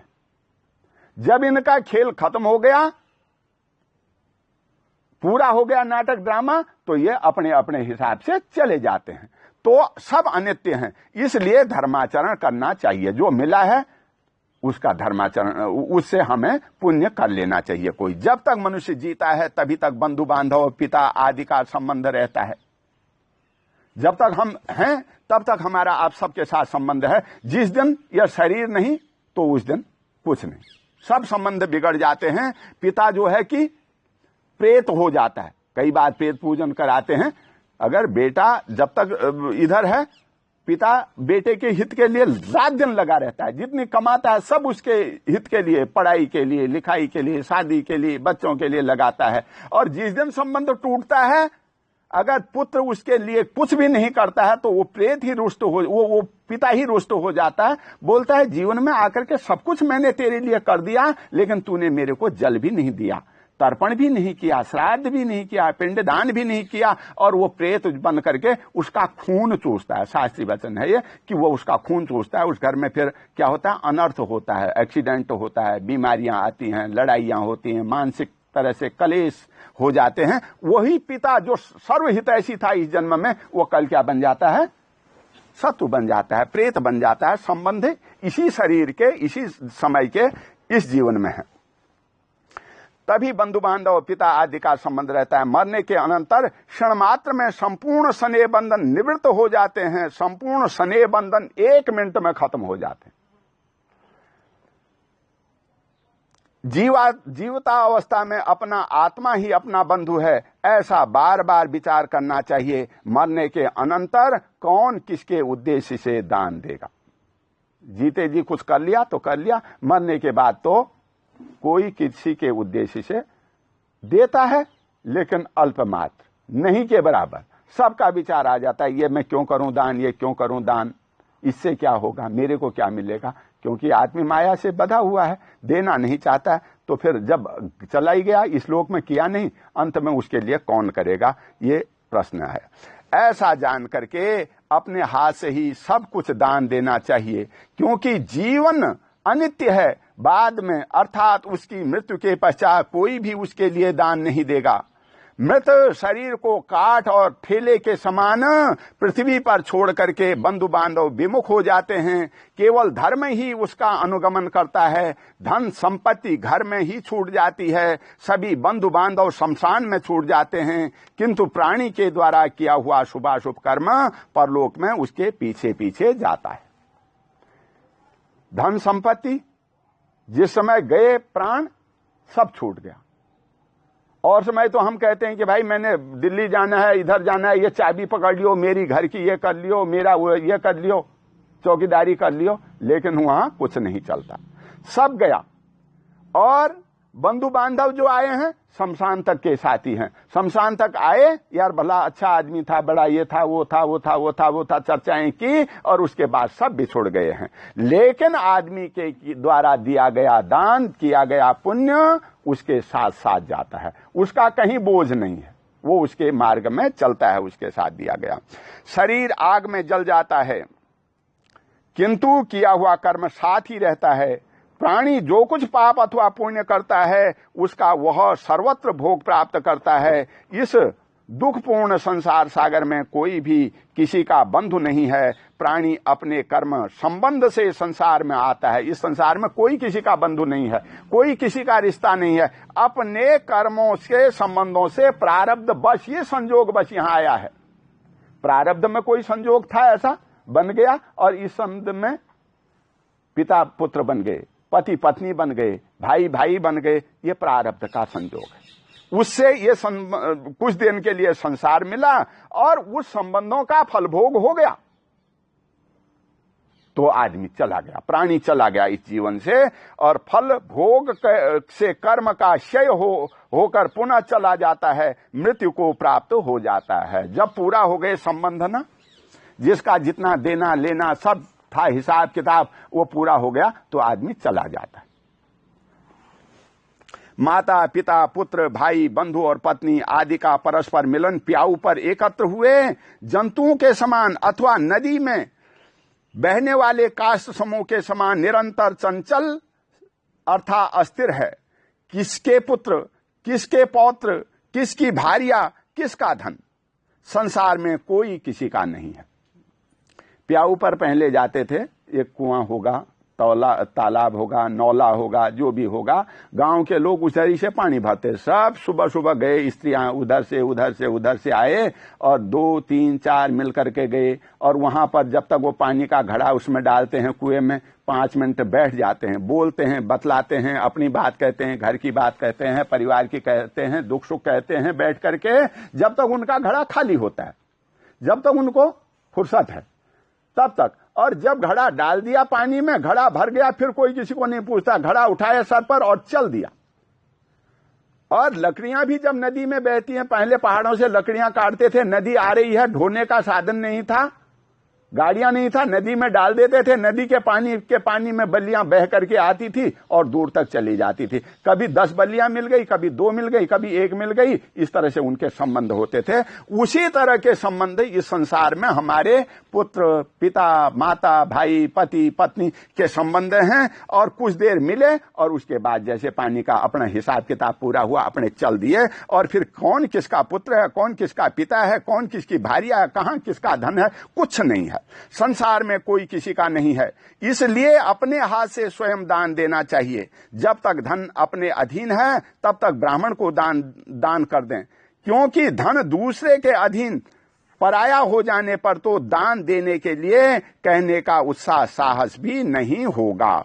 अगर हमारी उम्र पड़ जाती है, धन किसी के अधीन हो जाता है, मैं लाखों कितने ही करोड़ों रुपए कमा करके दे दूं, अगर पुत्र को दे दूंगा, बहू को दे दूंगा, दूसरे को दे दूंगा, मेरे हाथ में नहीं रहेगा, तो अगर मैंने किसी को 10 रुपये देने हैं तो मांगने पड़ेंगे। और पुत्र कहेगा, पिताजी आप क्या पागलपन कर रहे हो, ये क्यों दे रहे हो, इसको बर्बाद करेगा, कहां से आएगा, जबकि उसी का दिया। और जो है कि फिर उत्साह भी नहीं रहता, फिर दोबारा वो हिम्मत भी नहीं करेगा पुत्र से, परिवार वालों से कि भाई तू 10 रुपये उसको दे दे। इसलिए जब तक सामर्थ्य है पुण्य कर लेना चाहिए। ब्राह्मण को देने का मतलब यही है, ब्राह्मण माने सब ब्राह्मणों को नहीं है, जो यज्ञ करता, जो उस धन को बढ़ाने वाला, जो मंत्रों से वेदों को पढ़ने वाला, निरंतर कर्मरत है, भगवान के नाम ध्यान में जहां जाता है, ब्रह्म विद्या का प्रचार करता है, ब्रह्म ज्ञान ही देता है, उस ब्राह्मण को देना चाहिए। जो इधर से गया, उधर सुट्टे लगा लिया, उधर दारू पी ली, उधर चोरी कर ली, उस ब्राह्मण को दिया गया धन क्षय हो जाता है, नष्ट हो जाता है। इसलिए सिद्ध पुरुष को देना चाहिए। पूर्व जन्म में किए हुए दान के फलस्वरूप यहां बहुत सारा धन प्राप्त हुआ है, इसलिए ऐसा जानकर धर्म के लिए धन देना चाहिए। जो हमें मिल रहा है ये प्रारब्ध वश ही मिल रहा है। एक बाप के 4 बेटे हैं तो एक राजा राजभोग कर रहा है, ठाठ से जी रहा है, एक भीख भी मांग रहा है, तो वो सब प्रारब्ध वश है। इसलिए प्रारब्ध बस हमने दान किया तो मिल रहा, और उसमें से फिर दान करोगे तो और मिलेगा आगे, अगर नहीं करेंगे तो क्षय हो जाएगा। धर्म से अर्थ की प्राप्ति होती है, धर्म से काम की प्राप्ति होती है, धर्म से मोक्ष की प्राप्ति होती है। इसलिए धर्माचरण करना चाहिए। धर्म, अर्थ, काम, मोक्ष 4 पुरुषार्थ जीवन के हैं। धर्म से ही धन प्राप्त होता है। आप धर्म के कार्य में रखते रहिए तो आपको अर्थ भी मिलेगा। अगर धर्म छोड़ दिया, पाप करने लगे, अर्थ भी चला जाएगा उसी के साथ। किसी को मैं मार दूं, थप्पड़ मार दूं, खींच के ले जाऊं किसी के बच्चे को या कुछ कर दूं, तो जितना कमाया हो 1 मिनट में चला जाएगा। अगर मैं किसी को सहारा दे दूं, कोई अच्छी बात कर दूं, कोई अच्छी क्रिया करूं, तो उससे मैं धर्म का कर रहा हूं, तो मुझे आप पैसा भी दे देंगे। लो जी पंडित जी, आपने तो बहुत अच्छा काम कराया, आप ले जाओ, 100 रुपये ले जाओ। अर्थ भी मिलेगा, और अर्थ से सांसारिक कर्म हमारे पूरे होंगे और उसी से मोक्ष प्राप्त होगा। इसलिए धर्माचरण करना चाहिए। धर्म श्रद्धा से धारण किया जाता है, बहुत सी धनराशि से नहीं। किंचित मुनिगण भी श्रद्धावान होकर के स्वर्ग को प्राप्त हुए हैं। जो मनुष्य पत्र, पुष्प, फल और जल मुझे भक्ति भाव से समर्पित करता है, उस संयतात्मा के द्वारा भक्ति पूर्वक दिए गए पदार्थों को मैं प्राप्त करता हूं। अब धर्म से पुण्य की बात आ रही है। धर्म से क्या करेगा? धन मिलेगा तो भगवान की पूजा करेगा। भगवान की पूजा में जो भी श्रद्धावश भगवान को अर्पण करो, भगवान उसको ग्रहण करते हैं। थोड़ा हो या अधिक, इससे कोई गणना नहीं करनी चाहिए। कितना दिया है, कितना हो रहा है, श्रद्धा होनी चाहिए। जो पुत्र पृथ्वी पर पड़े हुए आतुर पिता के द्वारा दान दिलाता है, वो धर्मात्मा पुत्र देवताओं के लिए भी पूजनीय होता है। जो पिता के हित के लिए, पिता के कल्याण के लिए आतुर काल में मरणासन में दान करता है, वो भी देवताओं को प्राप्त हो जाता है। माता पिता के निमित्त जो धन पुत्र के द्वारा सत्पात्र को समर्पित किया जाता है, उससे पुत्र पौत्र और प्रपौत्र के साथ वह व्यक्ति स्वयं भी पवित्र हो जाता है। पिता के उद्देश्य से किए गए दान से 100 गुना, माता के उद्देश्य से दिए गए दान से 1000 गुना, बहन के उद्देश्य से दिए गए दान से 10,000 गुना और सहोदर भाई के निमित्त दिए गए दान से अनंत गुना फल प्राप्त होता है। माता पिता ही नहीं, भाई बहन के निमित्त भी हम कोई उनके कल्याण के लिए दान देते हैं, उसका फल और बढ़ता जाता है। दान देने वाला उपद्रवग्रस्त नहीं होता, उसे नरक यातना नहीं प्राप्त होती और मृत्यु काल में उसे यमदूतों से भी कोई भय नहीं होता। हे खग, यदि कोई व्यक्ति लोभ से आतुर काल में दान नहीं देते, वे कंजूस पापी प्राणी मरने के अनंतर शोक मग्न होते हैं। आतुर काल में आतुर के उद्देश्य से जो पुत्र पौत्र सहोदर भाई सगोत्री और सुहृदजन दान नहीं देते, वे ब्रह्म हत्यारे हैं, इसमें संशय नहीं है। आतुर काल में माने मरणासन्न अवस्था में या मृत्यु की अवस्था में जो पुत्र पौत्र सहोदर सब हो गए, कोई भाई बहन कोई भी हो, और सगोत्री, यही नहीं सगोत्री भी, अपने गोत्र के गांव के लोग भी, अपने 7 पीढ़ी 10 पीढ़ी 13 पीढ़ी 15 पीढ़ी, ये सगोत्री हैं।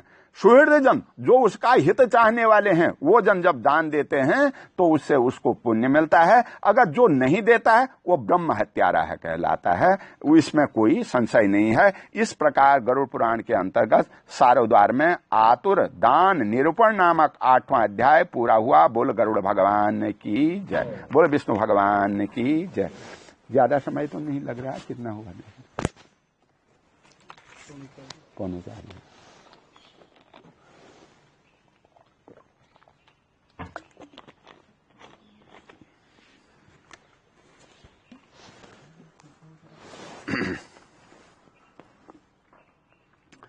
नौवें अध्याय की कथा में आप सुनेंगे मरणासन्न व्यक्ति के निमित्त किए जाने वाले कृत्य।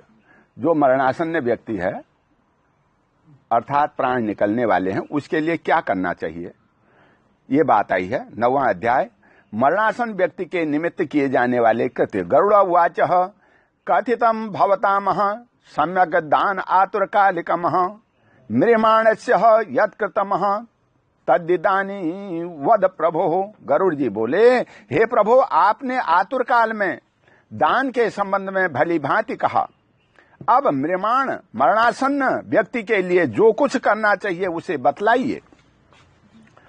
श्री भगवान उवाच शृणुताक्ष प्रवीक्षामि हि देह त्यागस्य तद्विदमः मृतायेन विधायनम सद्गति यान्ति मानवः।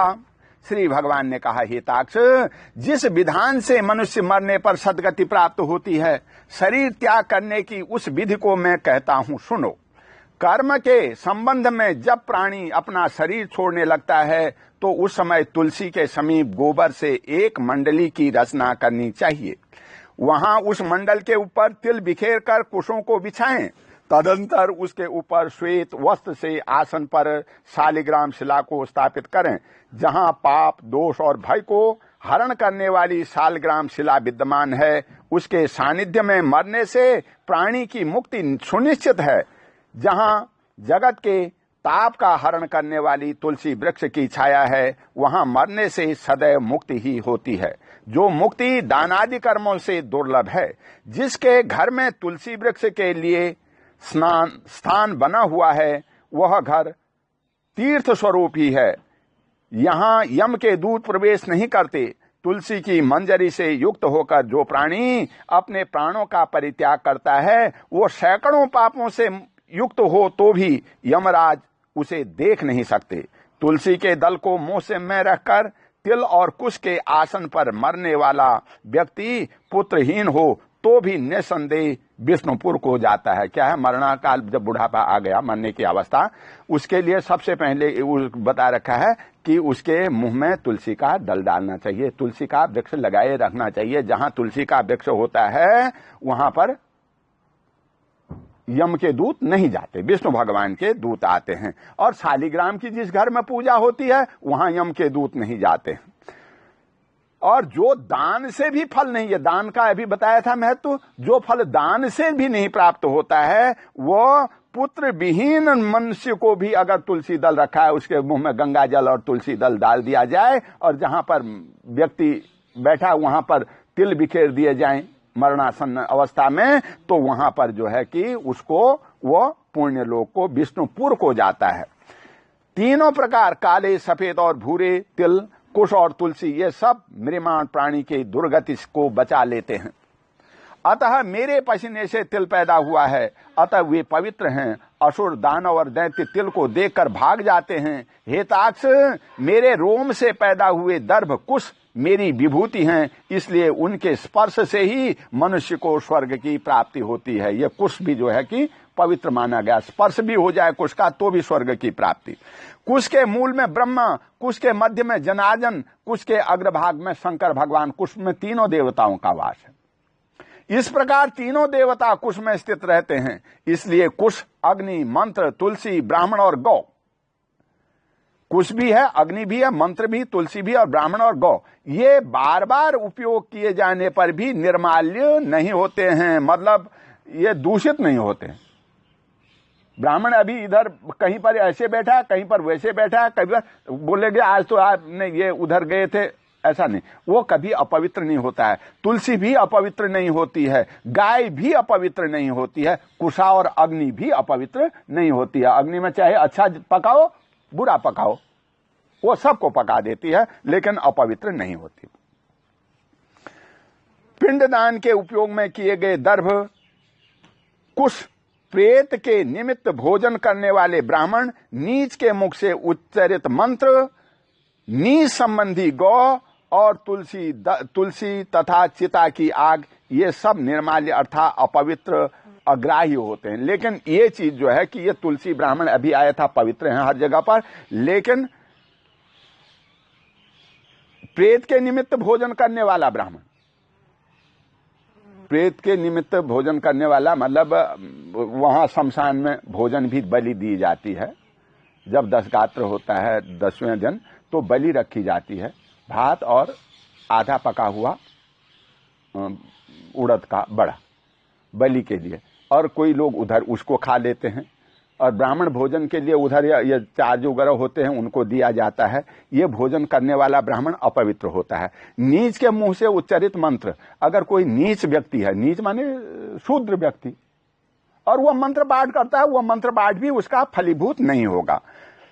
नी संबंधी गौ, तुलसी तथा चिता की आग, तुलसी और चिता की आग को भी हम घर में रसोई के लिए प्रयोग नहीं कर सकते हैं ला करके, यह अपवित्र मानी गई है।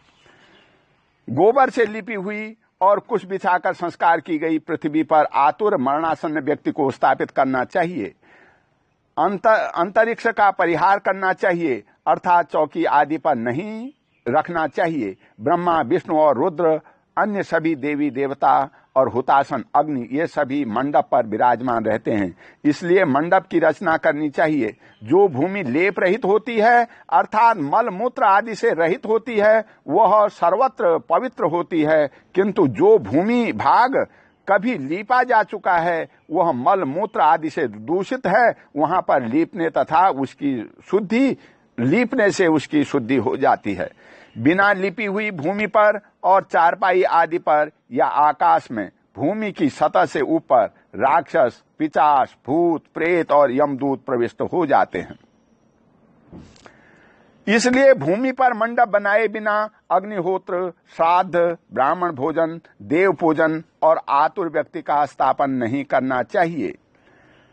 इसलिए लिपी हुई भूमि पर आतुर व्यक्ति को लिटाकर उसके मुंह में स्वर्ण और रत्न का प्रेक्षण करके शालिग्राम रूपी भगवान विष्णु का पादोदक देना चाहिए। मरण काल आ रहा है तो पादोदक भगवान विष्णु का नीचे बिछा करके देना चाहिए, ऊपर नहीं देना चाहिए, चारपाई पर आदि वायुमंडल पर। जो शालिग्राम शिला के जल को बिंदु मात्र भी पीता है वो सभी पापों से मुक्त हो बैकुंठ को चला जाता है। इसलिए आतुर व्यक्ति को महापातक को नष्ट करने वाले गंगा जल को देना चाहिए। गंगा जल का पान सभी तीर्थों में किए जाने वाले स्नान दान आदियों के पुण्य रूपी फल को प्रदान करने वाला है। गंगा जल व्यक्ति के मुंह में डालना चाहिए और ये सब पुण्यों को देने वाला। सब तीर्थों का स्नान उधर ही हो जाता है जब उसके मुंह में गंगा जल पड़ गया। जो शरीर को शुद्ध करके चांद्रायण व्रत को 1000 बार करता है और जो एक बार गंगा जल का पान करता है, वे दोनों समान फल देने वाले हैं। हेताक्ष, अग्नि के संबंध में जैसे रुई की राशि नष्ट हो जाती है, उसी प्रकार गंगा जल से पातक भस्म हो जाते हैं। जैसे आग की चिंगारी लग गई रुई में, सारी रुई जल जाएगी। उसी तरह मनुष्य के मुंह में, प्राणी के मुंह में मरणासन्न अवस्था में गंगा जल डाल दिया तो सारे पाप भस्मीभूत हो जाते हैं। जो सूर्य की किरणों को संतप्त गंगा के जल का पान करता है, वह सभी योनियों से छूट करके हरि के धाम को प्राप्त होता है। अन्य नदियां मनुष्यों को जल वगाहन स्नान करके पवित्र करती हैं, किंतु गंगा जी तो दर्शन, स्पर्श, पान और गंगा इस नाम का कीर्तन करने मात्र से सैकड़ों पुण्य रहित पुरुषों को भी पवित्र कर देती है। इसलिए संसार से पार लगा देने वाले गंगा जल को पीना चाहिए। गंगा जी का तो नाम भी ले लो ना, तो भी बोलते हैं सारे पाप कट जाते हैं। जो व्यक्ति प्राणों के कंठगत होने पर गंगा गंगा ऐसा कहता है, वह विष्णु लोक को प्राप्त होता है और अन्य भूलोक में जन्म नहीं लेता। प्राणों के निकलने के समय जो पुरुष श्रद्धायुक्त होकर मन में गंगा का चिंतन करता है, वो भी परम गति को प्राप्त होता है। अतः गंगा का ध्यान, गंगा को नमन, गंगा का स्मरण करना चाहिए और गंगा जल का पान करना चाहिए। इसके बाद मोक्ष प्रदान करने वाली श्रीमद् भागवत की कथा को जितना संभव हो सके श्रवण करना चाहिए। जो व्यक्ति अंत समय में श्रीमद् भागवत के एक श्लोक, आधे श्लोक अथवा एक पाद का भी पाठ करता है, वो ब्रह्मलोक को प्राप्त होकर के पुनः संसार में कभी नहीं आता। ब्राह्मण, क्षत्रिय और वैश्य को मरण काल में वेद और उपनिषदों का पाठ तथा शिव और विष्णु की स्तुति से मुक्ति प्राप्त होती है। हे खग, प्राण त्याग के समय मनुष्य को अनशन व्रत, जल और अन्न का त्याग करना चाहिए और यदि वह विद्वान द्विजात्मा हो तो उसे आतुर संन्यास लेना चाहिए। प्राणों के कंठ में आने पर जो प्राणी मैंने संन्यास ले लिया है ऐसा कहता है, वो मरने पर विष्णु लोक को प्राप्त होता है, पुनः पृथ्वी पर उसका जन्म नहीं होता। इस प्रकार हे खग, जिस धार्मिक पुरुष के आतुरकालिक पूर्वोक्त कार्य संपादित किए जाते हैं, उसके प्राण ऊपर के छिद्रों से सुखपूर्वक निकलते हैं। मुख, दोनों नेत्र, दोनों नासिका रंध्र तथा दोनों कान, ये 7 ऊपर के द्वार छिद्र हैं। इनमें से किसी द्वार से पुण्यात्मा के प्राण निकलते हैं और योगियों के प्राण तालुरंध्र से निकलते हैं। अपान से मिले हुए प्राण जब पृथक हो जाते हैं तब प्राणवायु सूक्ष्म होकर शरीर से निकलती है। प्राणवायु रूपी ईश्वर के निकल जाने पर काल के आहत शरीर निराधार वृक्ष की भांति गिर पड़ता है। प्राण से मुक्त होने के बाद शरीर तुरंत चेष्टा शून्य, घृणित, दुर्गंध युक्त, अस्पर्श और शरीर और सभी के लिए निंदित हो जाता है। जब मरण काल में ये मुंह में गंगा जल डालना चाहिए, तुलसी का डल डालना चाहिए, ज्यादा दवाइयां नहीं डालनी चाहिए। मरना तो है ही है, 2 घंटे बाद नहीं मरेगा तो 2 घंटे पहले मर जाएगा, इतना ही है, लेकिन ऐसा भी फर्क नहीं पड़ता है।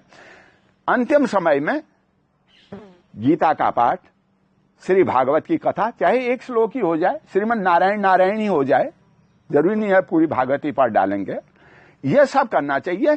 इस करने से जो है कि मनुष्य के प्राण अधो द्वारों से यहां से निकलते हैं और ब्रह्म ज्ञानियों के प्राण ब्रह्मरंध्र से निकलते हैं, सीधे ब्रह्म लोक में चले जाते हैं वो। और जब सूक्ष्म शरीर इधर से निकल जाता है तो फिर शरीर जो है निष्पाप गिर जाता है, घृणित हो जाता है, निंदित हो जाता है। ये बात है। इस शरीर की क्रीड़ा, विष्टा तथा भस्म रूप, ये 3 अवस्थाएं हैं। इस शरीर की कीड़ा, विष्टा और भस्म रूप, ये 3 अवस्थाएं हैं। इनमें कीड़े पड़ते हैं, यह विष्ठा के समान दुर्गंध युक्त हो जाता है अथवा अंततः चिता में भस्म हो जाता है। इसलिए क्षण मात्र में नष्ट हो जाने वाले इस देह के लिए मनुष्य के द्वारा गर्व क्यों किया जाए। ये शरीर जो है कि बस ऐसे ही बात आई है। पंचभूतों से निमित्त इस शरीर का पृथ्वी तत्व पृथ्वी में लीन हो जाता है, जल तत्व जल में लीन हो जाता है, तेज तत्व तेज में और वायु तत्व वायु में लीन हो जाता है। इस प्रकार आकाश तत्व भी आकाश में लीन हो जाता है। सभी प्राणियों के देह में स्थित रहने वाला सर्वव्यापी शिव स्वरूप नित्य मुक्त और जगत साक्षी आत्मा अजर अमर है।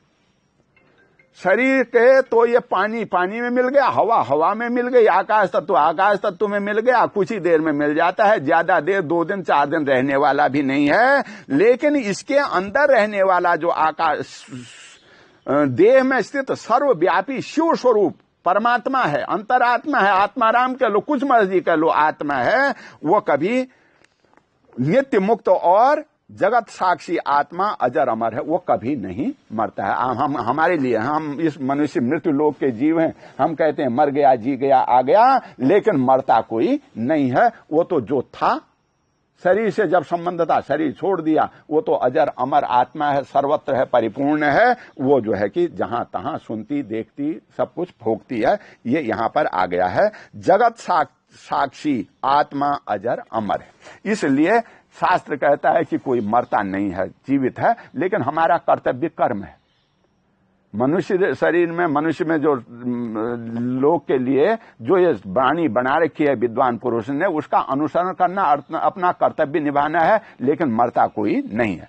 सभी इंद्रियों से युक्त और शब्द आदि विषयों से युक्त मृत व्यक्ति के देह से निकला जीव कर्म कोश से समन्वित तथा काम और राग आदि के सहित पुण्य की वासना से युक्त होकर के अपने कर्मों के द्वारा निर्मित नवीन शरीर में उसी प्रकार प्रवेश करता है जैसे घर के जल जाने पर ग्रस्त दूसरे नवीन घर में प्रवेश करता है। एक घर जल गया, दूसरे घर में चले, आग लग गई अचानक घर में, अब क्या करेंगे, रात को फिर दूसरे के घर में चले जाएंगे। उसी तरह से एक शरीर के जल जाने पर वो आत्मा, वो मनुष्य, वो जो स्थायी है, अजर अमर है, वो दूसरे घर में चले जाता है। जब किंकणी जाल की मालाओं से युक्त विमान लेकर सुंदर चामरों से सुशोभित देवदूत आते हैं, धर्म के तत्व को जानने वाले बुद्धिमान धार्मिक जनों के प्रिय वे देवदूत कृत उसी जीव को विमान से स्वर्ग ले जाते हैं। जिसने धर्म पुण्य किया है ना, दान किया है, जिसके मुंह में डाल दिया गया है, ये जल डाल दिया गया है, वहां पर यम के दूत नहीं आते हैं। वो धर्मात्मा बन जाता है और वो धर्म के मार्ग में चला जाता है और विमान पर बैठ के जाता है। देव के दूत आते हैं, देवलोक में ले जाते हैं, वहां आनंद ही आनंद है। मृत्यु लोक में कष्ट ही कष्ट हैं, लेकिन देवलोक में हजारों वर्ष तक जीता है आदमी। शरीर तो इधर रहा, लेकिन इसके साथ जो जाने वाला आत्मा है वो इस देह से रहित वायुमंडली वायु शरीर को धारण कर लेती है और उससे वो जो है कि देवलोक में जाती है। स्वयं बिन मांगे उसे भोजन मिलता है, बिन मांगे उसे पानी मिलता है, तमाम पदार्थ वहां जो इच्छा करती है वो। ये शरीर थोड़ी खाता है, शरीर नहीं खाता है। इसके अंदर बैठा हुआ जो जीव है वही मांगता है, वही सुनता है, वही बोलता है, वही बतलाता है, वही खाता है, वही भक्षण करता है। और वो चला गया तो उसको वो चीज, वो तृष्णा, वो सब बातें रहती हैं उसके, और जाकर के वो वहां पर देवलोक में, अपने ब्रह्मलोक में, विष्णु लोक में सब सुखों का धार्मिक व्यक्ति सुख आनंद लेता है। ये तो हम कहते हैं वो चला गया, हमारा क्या होगा। सब अपने अपने स्वार्थ के लिए रोते हैं, उसके लिए कोई नहीं रोता है। अर्थात वो तो सुखी है, देख रहा है पता नहीं किस आनंद में कैसे है।